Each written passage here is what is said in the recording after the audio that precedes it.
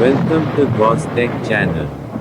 1 నుండి 5 తరగతుల పాఠాలను వీడియోలుగా చేయడానికి నేను చేస్తున్న ప్రయత్నం మీకు నచ్చితే నా ఛానల్ను సబ్స్క్రైబ్ చేసుకోండి.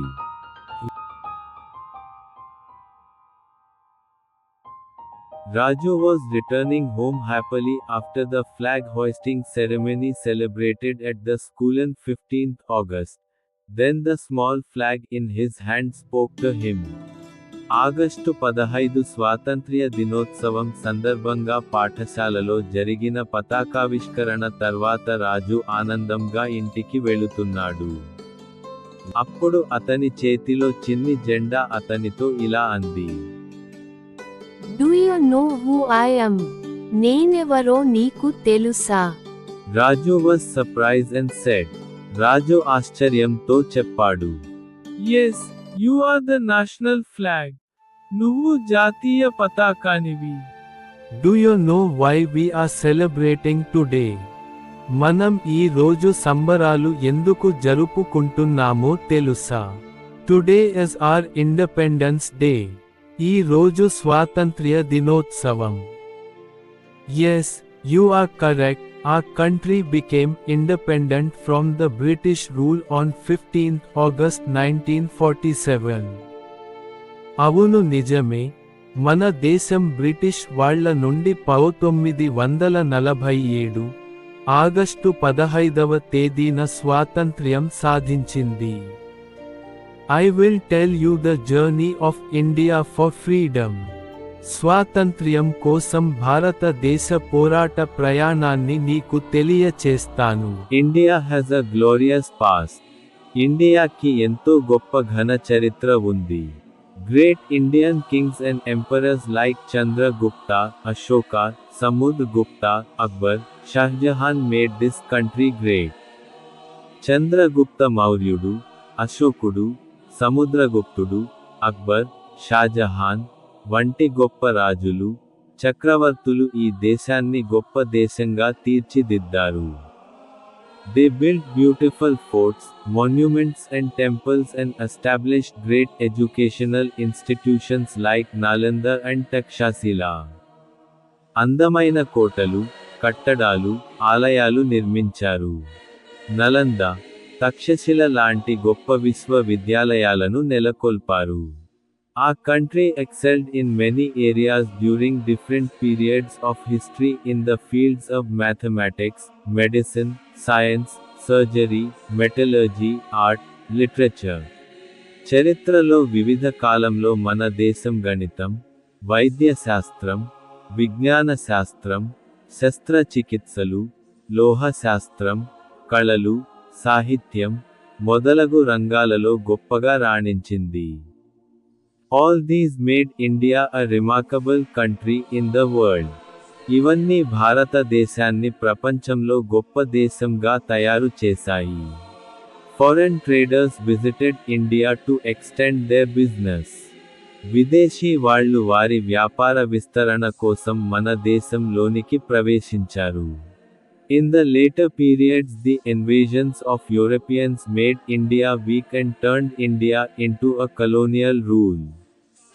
ఆ తర్వాత కాలంలో అరబ్బుల దండయాత్రలు, ఐరోపావారు మన దేశాన్ని బలహీనపరిచి భారతదేశాన్ని వారి పాలన కిందకు తెచ్చుకున్నారు.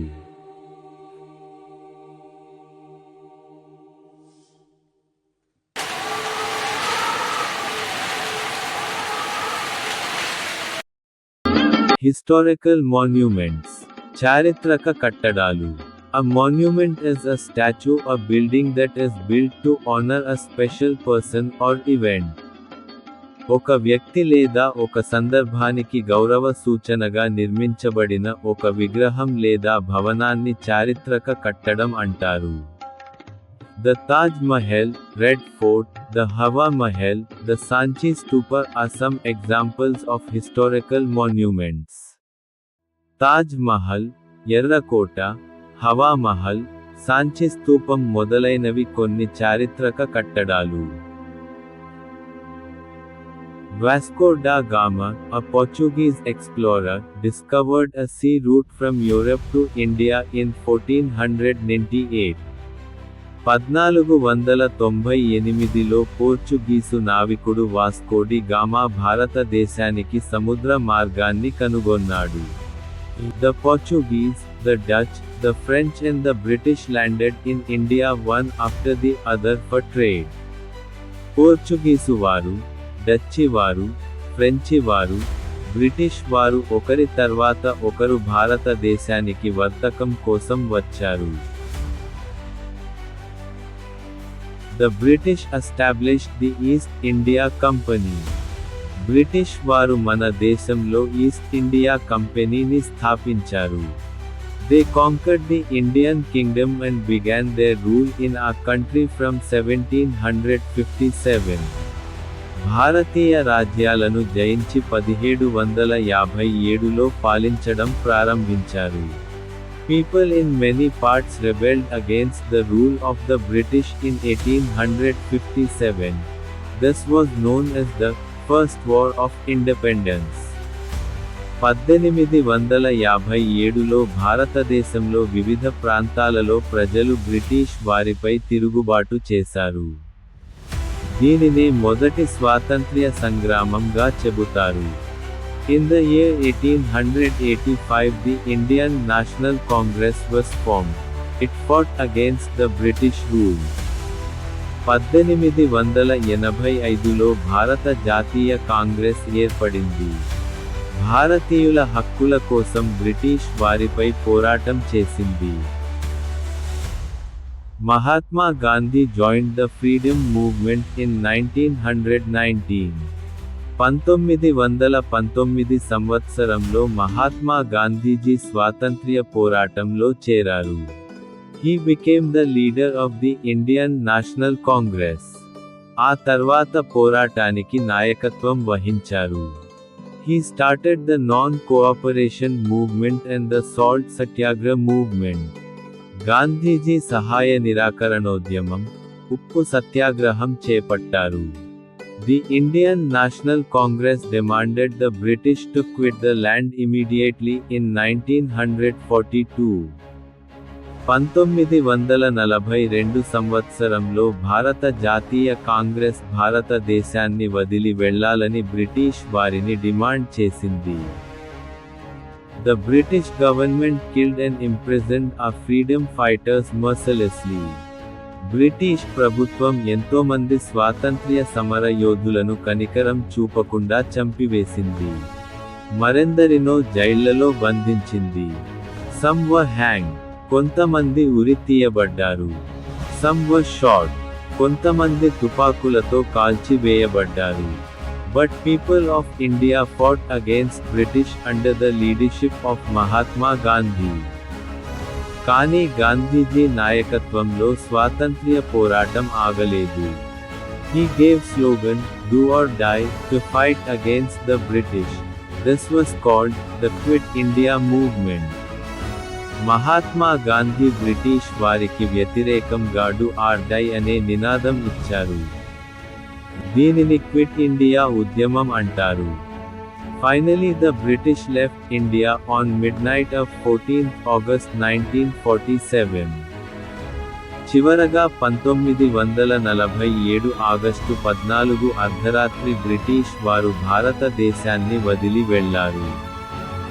So, every year we celebrate Independence Day on August 15.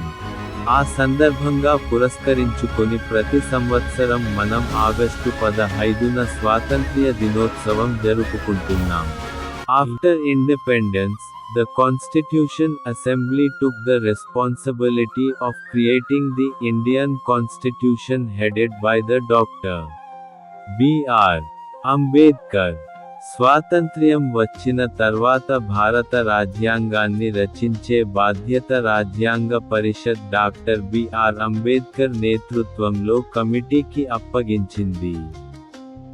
On 26th of January 1950 the Constitution of India came into effect. ఆ విధంగా భారత రాజ్యాంగం 1950 జనవరి 26 నుండి అమలులోనికి వచ్చింది. We celebrate that day as Republic Day. ఆ రోజును మనం గణతంత్ర దినోత్సవంగా జరుపుకుంటాం. Today we are living peacefully due to the sacrifice of many freedom fighters. ఈ రోజు మనం అనుభవిస్తున్న స్వేచ్ఛ జీవితం ఎందరో స్వాతంత్ర్య సమర యోధుల త్యాగ ఫలితం. So we as Indians owe to those freedom fighters that lost their lives to achieve independence. కాబట్టి భారత స్వాతంత్ర్యం కోసం ప్రాణాలు అర్పించిన ఆ స్వాతంత్ర్య సమరయోధులకు మనం రుణపడి ఉండాలి. Freedom movement timeline. భారత స్వాతంత్ర్య ఉద్యమంలోని వివిధ దశలు. 1498 Europeans discovered sea route to India. 1498 యూరోపియన్లు భారతదేశానికి సముద్ర మార్గాన్ని కనుగొనుట. 1757 The Britishers established East India Company in India. 1757లో భారతదేశంలో ఈస్ట్ ఇండియా కంపెనీ స్థాపన. 1857 People's Revolt Against British Rule. 1857 British పాలనపై ప్రజల తిరుగుబాటు. 1885 Formation of Indian National Congress. 1885 భారత జాతీయ కాంగ్రెస్ ఆవిర్భావం. 1905 Partition of Bengal, Vande Mataram movement. 1905 Bengal విభజన, వందేమాతరం ఉద్యమం. 1919 Entry of Mahatma Gandhi in Freedom Struggle. 1919 స్వాతంత్ర్య పోరాటంలో గాంధీజీ నాయకత్వం. 1920 నాన్ కోఆపరేషన్ మూవ్మెంట్. 1920 సహాయ నిరాకరణోద్యమం. 1930 సాల్ట్ సత్యాగ్రహ. 1930 ఉప్పు సత్యాగ్రహం. 1942 Quit India movement. 1942 Quit India ఉద్యమం. 1947 ఇండిపెండెన్స్ ఆఫ్ ఇండియా. 1947 భారత స్వాతంత్ర్యం.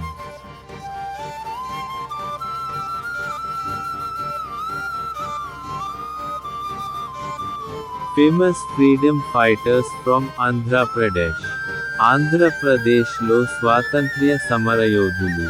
అల్లూరి సీతారామరాజు, దుగ్గిరాల గోపాలకృష్ణన్, దువ్వూరి సుబ్బమ్మ, గాడిచెర్ల హరి సర్వోత్తమరావు, కొండా వెంకటప్పయ్య, పోనక కనకమ్మ, శ్రీ పొట్టి శ్రీరాములు, తంగోతురి ప్రకాశం పంతులు.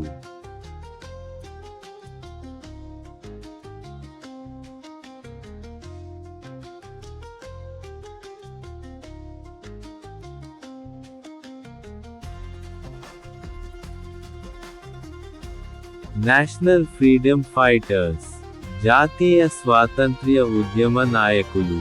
భగత్ సింగ్, ఝాన్సీ లక్ష్మీబాయి, లాల్ బహాదూర్ శాస్త్రి, బాలగంగాధర్ తిలక్, సుభాష్ చంద్ర బోస్, జవహర్లాల్ నెహ్రూ, డాక్టర్ బిఆర్ అంబేద్కర్, సర్దార్ వల్లభ పటేల్ మొదలగు వారు మన దేశ స్వాతంత్ర్యం కోసం త్యాగాలు చేశారు.